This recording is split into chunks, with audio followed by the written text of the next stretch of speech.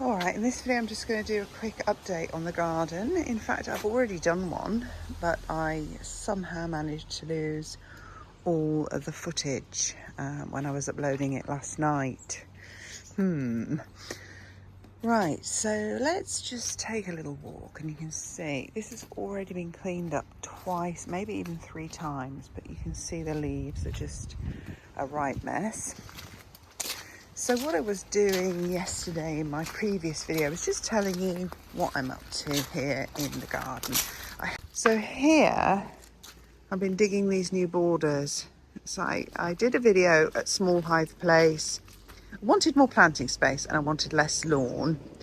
And when I went to Small Hythe Place last May, and I've put that video, I'll link it in the description, it just suddenly occurred to me that I could have as much planting space as they did in their cottage garden by just having these rows. And the reason why they're kind of at this funny angle is because I'm south facing this way, so I want the south facing sun to kind of hit as much of each border as possible by sort of angling them.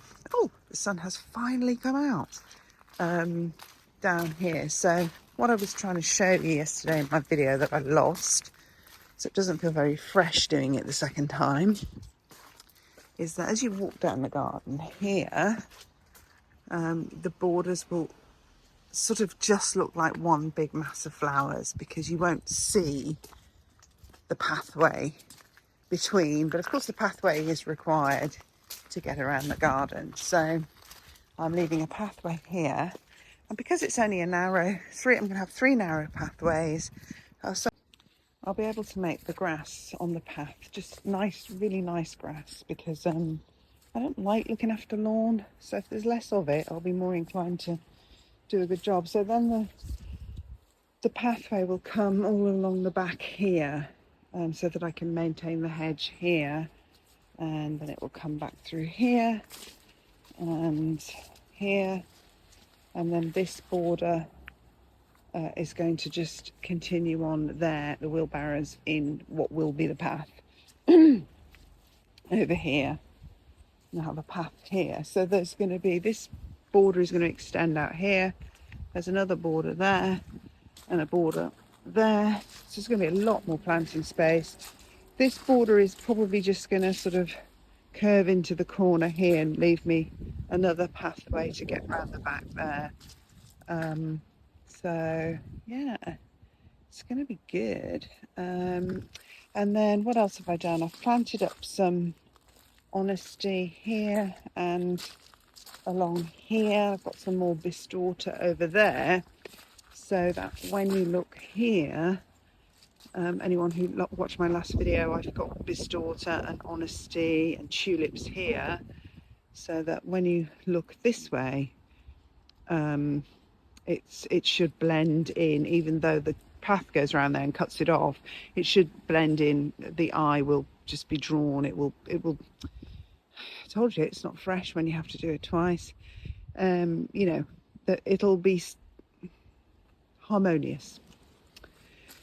So here the gazebo and everything came down because of the high winds we had. So because it's quite a sheltered spot, they were stable in here up with 40-mile-an-hour gusts, because I was a bit worried a couple of weeks back. I nearly took it down.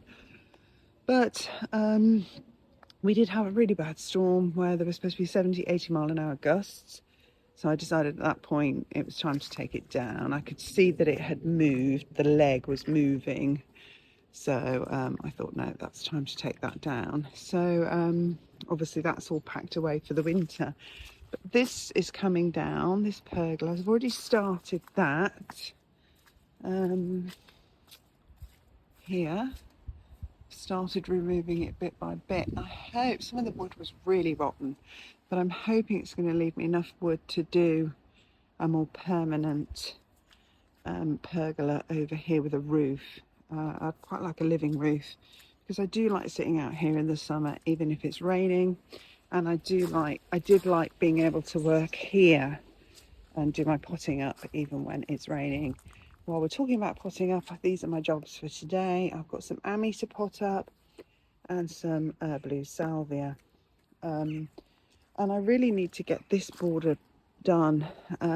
So I cleared off started clearing off some snapdragons, some old zinnias, so that I can plant some of the hardy stuff that doesn't need to be in the greenhouse.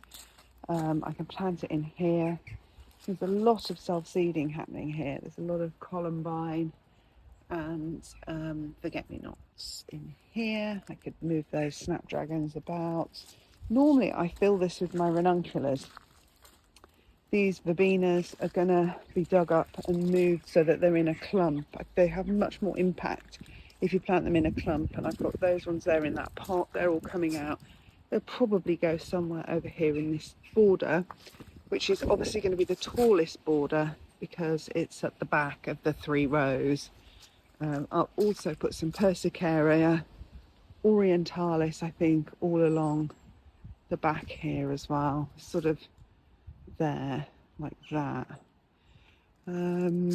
So what else was I doing? Oh, I did plant another honesty there, look, as well. So I've dug up some plants, had to move some things around, and really I need to get these borders done so that I can start planting up some of the more hardy plants and just get them settled in and out the way of the greenhouse. So what else did I do? Dahlias, yes, I'm going to be doing those today because we are due a frost. And although dahlias in the UK in a nice sheltered spot like mine probably would survive okay with a bit of mulch, I'm taking mine up. So the thing with dahlias is if you chop the stem and then they get really wet inside the stem because they have those hollow stems, then it freezes and the water inside the stem then freezes. That's what rots the tuber, really, more than really the ice. So you're probably best to leave the stems on if you're going to leave them out, and mulch them up, especially in this wet weather, because they're just going to get really soggy tubers. So I'm going to be digging mine up. I've got about 4 or 5 in that border, and I've got one here. No, I've got 2 here that I'm just going to dig up and move and dry off in the garage till next year. So there's quite a lot to do, and I've got more jobs to do as well in the greenhouse. So if you want to see how I planted this border and the colour palette, then I will link that video as well, or certainly look through my playlist. Not all these pots have been organised yet. This one needs doing. This one needs some tidying up really, and yeah, some of these. So let's just have a look in here. I haven't stuck this top door on yet. It hasn't got a hinge. it's just another job. And there's another job I can see that I need doing right there that I forgot to do for you. And that is these anemones. So this again is to go in this border because this is the colour palette for this border. I thought they might look nice in pots, these Bordeaux anemones. So I'm going to soak those. I'll probably do those tomorrow. And I also thought they'd go well with these Cerinthe, which have grown like the clappers. Look at these. I mean, they're literally filling up these bottles. I was not expecting that, but despite the rain, it's actually been incredibly mild. And Cerinthe is just like a sheltered spot, so I thought, well, I'll just put them in the corner in the greenhouse in these bottles. That's pretty sheltered. And boy, is it, because now they're massive. So I hope they survive till they're supposed to flower in the spring, because they kind of feel like they're probably going to flower soon, which is too early. These are my phylacterum. You can see these are doing really well. I'm really excited about these. I saw these in the borders at Great Dixter and I absolutely love them. I don't have the variety that they had at Great Dixter, but I have a similar variety, so I'm pretty pleased. I think they're going to be really nice and really low maintenance. So I have lots and lots and lots of creme brulee phlox. And what I did with these was I just put an extra layer of compost in here to keep the roots a bit warmer. And I probably need to do that with the gypsophilia. This gypsophilia is Covent Garden, and it does say it's hardy. But it sometimes in some websites says it's hardy, a hardy annual, and others says it isn't. So I'm jury's out on that one. But in the greenhouse, we'll keep it in here anyway, just as a precaution.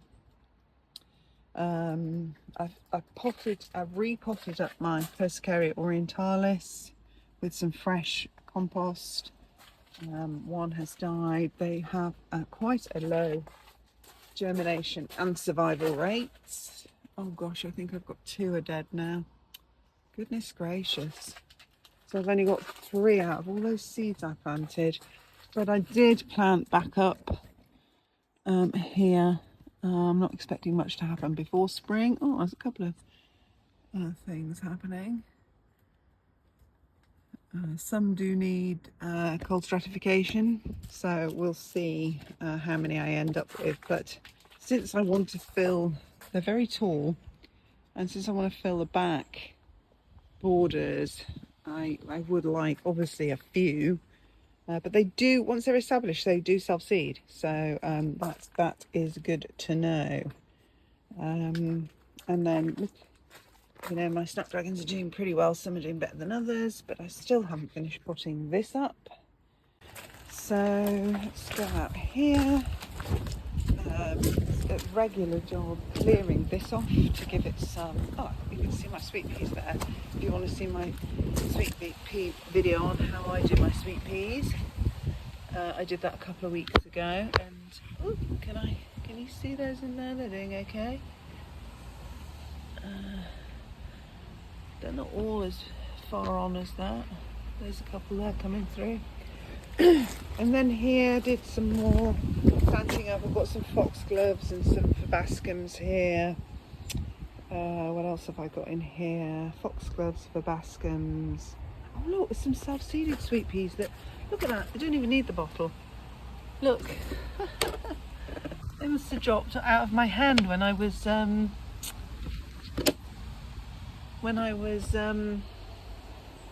doing these here. How funny. Oh yes, I've got some larkspur in there as well. These pots I think are done. I'm not going to do these ones again here. They're done for now. Got loads more here, some more snapdragons. I've got some flax, some more. These are obviously smaller because they've been outside. These are phlox. They're a different variety of phloxes. I can't remember which. These are buddleia cuttings. They all need planting up. These wired ones are my tulips that I did in my previous video. So Menton, I think they were called, and I thought they were just a really nice colour. They go really well with the terracotta pots. I've got all the rest of my sweet pea pots to do. These are my tripods for my canes for my sweet pea pots, and most of these pots need doing. So more verbena here, which is going to go down that back to plant in that clump that I was telling you about, so there'll be a big bank of it. And then I expect these excuse me, I expect these will all start dying back soon, these delphiniums and what have you. But obviously I really want those borders done, so actually I can have those planted up and then free me also some more nursery space on these shelves. I did this planter earlier in the summer.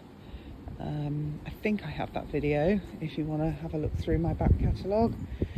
Yeah, so that's the update on that. So I've just got the dahlias to do today, sweet peas, and I might try and get this border done here at least, so I can start planting out my Canterbury bell. I've got loads of Canterbury bells that need planting out. I don't know where I'm going to put my ranunculus this year.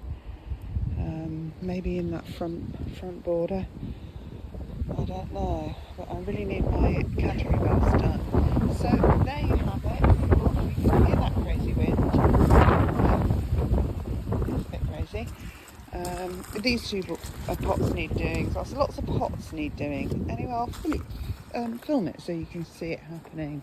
But look out, you can see we're getting ready for crimber with the lovely berries on the. This is why I didn't want to cut this back yet. Oh, I know what I was going to show you, the robin's nest. I think it was a robin's nest. So in the high winds, the nest fell down here. And I'll show you, let me show you the nest. Here it is. So it's like it's like two parts. So you've got this, it's soaking obviously. You've got this outer part here, which is sort of collapsed in all the sogginess. And then this inner part. And then you've got the seeds that they obviously were eating or pooing out, whichever. And I think these are the berries from the yew tree up here. Because I always see the robin up here as well. And the nest was, I think, was in the holly tree here. And there's also like some kind of sunflower seedy thing in here as well. So it just goes to show my birds have plenty of food to eat. These yarrow need planting out as well. Yeah, so can't believe we've got some sun at last. So lots to do. Obviously making more of a mess again, but in the end it's worth it to have the extra space for growing. You know, cottage gardens, especially if you inherited just a square lawn like I did. You know, I didn't inherit, I bought it obviously, but I inherited from the previous owner, I mean. And it was just a square dead lawn. So it's had to recover its health, the garden. I've obviously had to have the help from the birds who've started coming back once I stopped poisoning the garden. And they obviously then started eating the slugs, everything started to get more balanced. And that's helped me grow more flowers and more things from seed, because I could not grow from seed in the past because of the sheer volume of slugs and no birds or other critters to help me battle the slugs. But I do have them now, in an army of them. And then, you know, I saw that and I was thinking about that, you know, when I went to that visit to Small Hythe, and I thought, oh yeah, why don't I just do long borders like that in my cottage garden? And so that's how, you know, it keeps evolving. So this border didn't exist, so this was my first border that I did. And then I did these two sort of borders, which I realised stupidly I built around this pergola, which just really blocks the flow of the whole garden, the pergola. I don't even know why it was put in. I can't see what it was for. So that's obviously then going to be, because when it's there, it'll have a purpose. It's to keep the, you know, keep my sitting area dry, so I can sit out here even in the rain in summer, but also want a living roof on it. So it'll have a living roof for more biodiversity, because it's a cottage garden, it's an organic, biodiverse cottage garden. The reason I want to grow more plants, one of the reasons, is to just get more wildlife and insects and just create a healthy environment.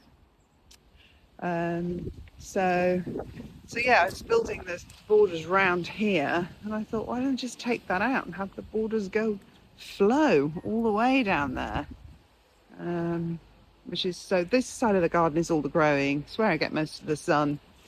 And then this side of the garden is kind of the work half.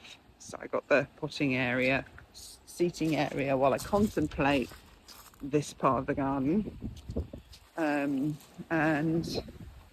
you know, my greenhouse, and then everything else. This side is all growing, which is really nice. And that is a project I've got coming. I'm going to turn it into another little mini greenhouse I'm going to put on the drive with the leftover greenhouse plastic. This is my potato planter that I built. I was going to do a video on it, but never finished it. And it is finished, it's just not stuck together. There's 4 sides and they just need screwing together. And then you have this door to get your potatoes out. But I didn't know where to put it. I I thought about putting it mid-border so that it would kind of be hidden, so that I can grow vegetables but still look like a flower garden, but with vegetables, you know, dotted about. But I may even end up just having it here as an extra compost heap, because I used so much compost this year.